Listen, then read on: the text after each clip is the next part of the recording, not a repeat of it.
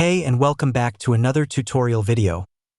In this video, we will find out the best whiteboard app by doing a comparison between Miro versus FigJam. If you're looking for the best whiteboard app in 2025, then watch this video till the end and hit that subscribe button so you won't miss any future uploads. And let's get into this. Figma is super flexible and incredibly popular for good reasons.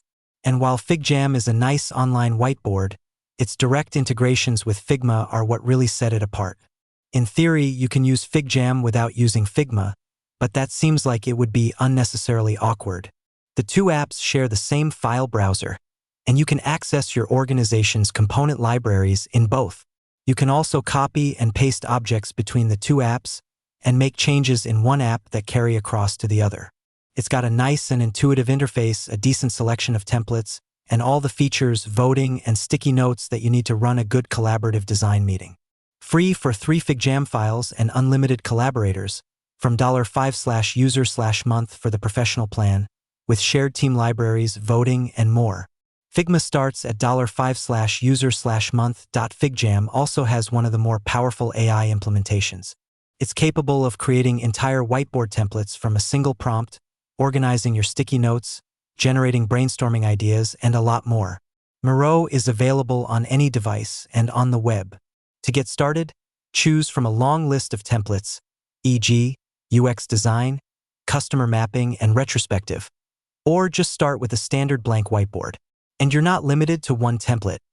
You can add as many as you want to a board, zooming and scrolling with your mouse, trackpad, or touchscreen to navigate through the various templates on the board. Then add shapes, text, and sticky notes, drag and drop, as needed. Miro is built for more than just brainstorming. It has all the features you need to move from ideation to implementation.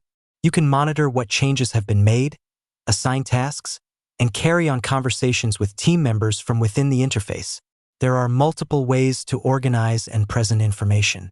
If you find yourself looking for more features, go to the Miro Marketplace, which houses a list of apps you can integrate, allowing you to do things like update Miro cards within your editable base or send tasks straight to GitHub.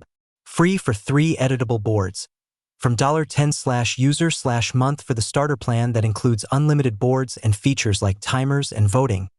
Through that basic one-on-one comparison, you can easily choose what suits you the best. Thank you so much for watching this video, and make sure to subscribe for more quick and easy tutorials like this.